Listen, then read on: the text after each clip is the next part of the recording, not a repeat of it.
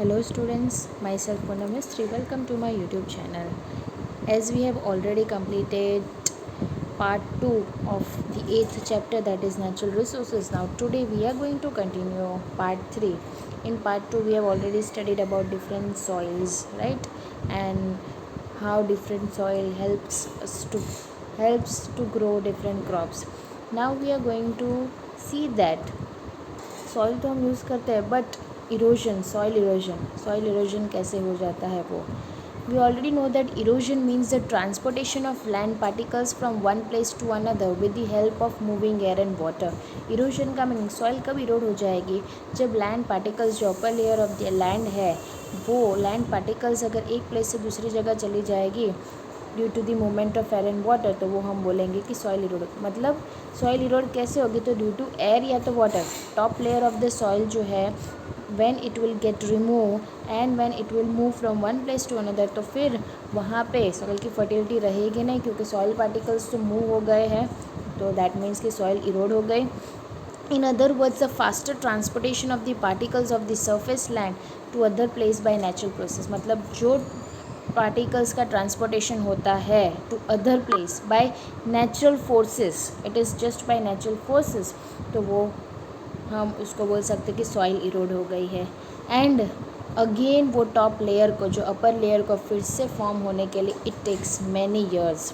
If the soil particles are carried away because of heavy rain और by stormy wind the agriculture production decreases. Obviously अगर soil particles जो है वो heavy rain के वजह से या तो स्टॉर्मी विंड के वजह से top layer of the soil जो है वो निकल गया and it has move to other place तो फिर वहाँ पे उसकी फर्टिलिटी ज़्यादा नहीं रहेगी and due to that production जो है वो डिक्रीज़ हो जाएगा.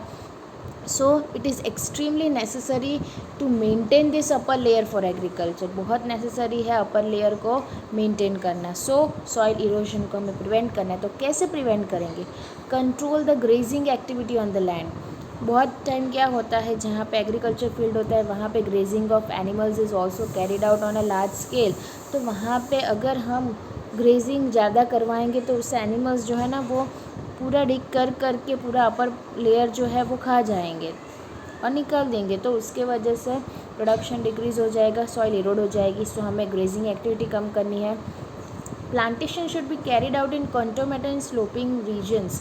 स्लोपी रीजन्स जहाँ पे है प्लांटेशंस करते हैं तो at in that area what we should do contour ploughing करना है. मतलब हर एक प्लेस में ऐसा प्लाविंग कि करना है कि वहाँ पे शेल्टर बिल्स कैसे होते हैं वैसे बीच बीच में हमें कोई प्लांट जो ट्री है जो है वो ग्रो कर देना है सो दैट वो पूरी जो लैंड एरिया है सॉइल जो है वो ड्यू टू विंड वो ब्लो नहीं हो पाएंगी बिकॉज ऑफ द ट्री. क्योंकि ट्री और वो है ट्री अगर होंगे बीच में तो it will protect the wind, right.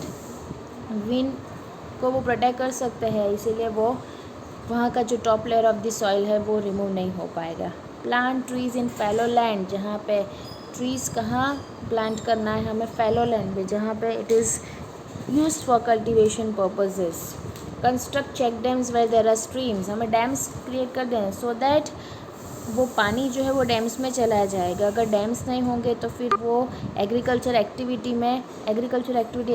Field जो है वहाँ पे पानी जाएगा तो top layer of the soil will get removed. Cultivate very deeply in the field to reduce the speed of the water. Field में ना डिग करना है, खाड़ा जो है वो डीप रखना है सो दैट पानी की जो स्पीड है ना वो रिड्यूस हो जाएगी, वो कम हो जाएगी. जो दैट इज़ ऑल्सो नेसेसरी कि बहुत कल्टिवेट जो डीपली वो जो डिग आउट करते हैं ना तब वो डीपली डिग करना है सो दैट स्पीड जो है वो पानी की कम हो जाएगी. यहाँ पे देखो डैम्स बिल्ड करवा रहे हैं ये लोग, right. Then is soil conservation. Now soil conservation का मीनिंग क्या होता है. Soil conservation means to prevent the soil erosion and to maintain its quality. अब हमने देखा कि सॉइल इरोजन, अब हम सॉइल को कैसे कंजर्व कर सकते हैं तो we need to prevent the soil erosion. Soil को इरोड होने नहीं देना है और उसकी क्वालिटी मेंटेन करके रखनी है. Soil conservation is directly connected to retain the soil particles at their original place. अब सॉइल कंजर्व हम कैसे करेंगे तो सॉइल पार्टिकल्स को अपने अपर लेयर जो है वहाँ पे ही रखना है. उसकी मतलब यहाँ पे रखा बोला है कि to retain the soil particles at the original place only. हमें ये ध्यान रखना है कि soil particles do not move away from their original place. उसके लिए different remedies are use at different places in the world according to its location and problems. अलग अलग सोल्यूशन है ही उसका. And if the soil is not conserved then there are chances of floods. अगर हम soil को conserve नहीं करेंगे then there are chances of floods which enhances the risk against lives and property. फिर फ्लड्स अगर आ जाएंगे तो जिससे ह्यूमन लाइफ एंड प्रॉपर्टी का डिस्ट्रक्शन हो सकता है. So soil conservation is very much necessary. See यहाँ पे आपको जो पिक्चर दिख रहा है, फिगर जो दिया है, सरफेस रन ऑफ वाटर. सी अगर वाटर स्लोपी एरिया में पानी जाने ही देंगे हम तो स्लोपी एरिया में it will flow faster over the slopes. तो पानी वहाँ से निकल जाएगा. It will not affect the land, it will not affect the soil. फिर water harvesting in terrace slopes, most of the water is stored there in sea. Then water having faster flow percolates less in soil. यहाँ पे देखो बीच में आपको soil दिख रही है. It flow percolates less in soil. अगर ऐसे स्लोपी एरिया होगा तो सॉइल पे वो ज़्यादा नहीं रहेगा and top layer of the soil क्या निकलना चांसेस बहुत कम हो जाएगा. और ऐसे भी यहाँ पे water accumulated on the terraces percolates slowly and raises the ground water level. यहाँ पे ग्राउंड वाटर लेवल इंक्रीज होगा. देखो यहाँ पे स्टोर हो सकता है और फिर से नीचे नीचे जाएगा और ग्राउंड वाटर लेवल इंक्रीज हो सकता है. अब सॉइल कंजर्वेशन की रेमेडीज़ क्या है. The roots of the trees in forest cover hold up deep soil particles. जो ट्रीज़ के रूट्स हैं इन द फॉरेस्ट वो सॉइल पार्टिकल्स को होल्ड करने के लिए काम आते हैं. So plant trees in river gorges and on mountains. जो रिवर गॉर्जेस जो गड्ढा और वो सब होता है वहाँ पे हमें ट्रीज़ को प्लांट करना है.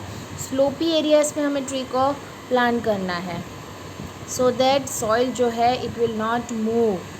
अ series of trees should be grown near a desert region to prevent the wind. Desert area में अगर हमने कोई क्रॉप ग्रो किया है तो वहाँ पे हमें ट्रीज़ सीरीज़ में ग्रो करना है सो दैट वहाँ पे तो हवा बहुत आती है, विंड बहुत ज़्यादा ब्लो होती है विथ मोर वेलोसिटी. सो अगर ट्रीज़ होंगे तो it will stop the wind to blow away and it will stop the soil to move away. It will stop the advancing desert also. The river floods should be control by diverting. अगर floods आने की possibility है तो वो river flood को control करना है bye diverting the flow. अगर वो सॉइल पार्टिकल्स को रिमूव करें तो उससे अच्छा हम उसको डाइवर्ट करें, उसका एरिया ही हम डिफरेंट कर दें. और इन ड्राई रिवर, जो रिवर बेड्स ड्राई है तो वहाँ पे हम वो फ्लड वाटर जो है वहाँ पे हम आसान कर सकते हैं.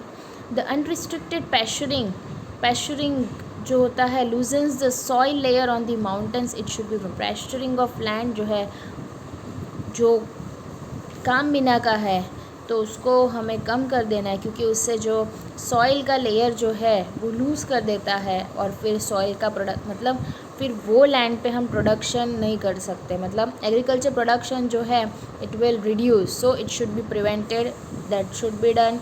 सी यहाँ पे आपको टेरेस फार्मिंग दिख रहा है. यहाँ पे कैसे वो सॉइल पार्टिकल्स मूव नहीं हो सकते टेरेस फार्म्स में. Even in horizontal cultivation soil particles will not move away. Methods like horizontal cultivation, terrace farm should be implemented.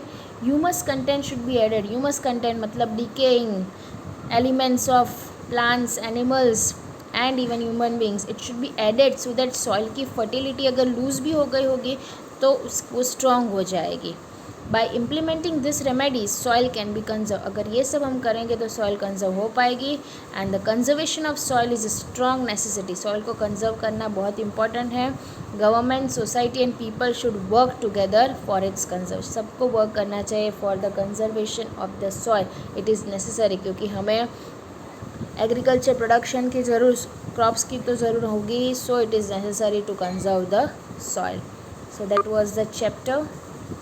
Now I hope you will learn it and I hope that you have understood each and every part of this chapter. Thank you for watching my video.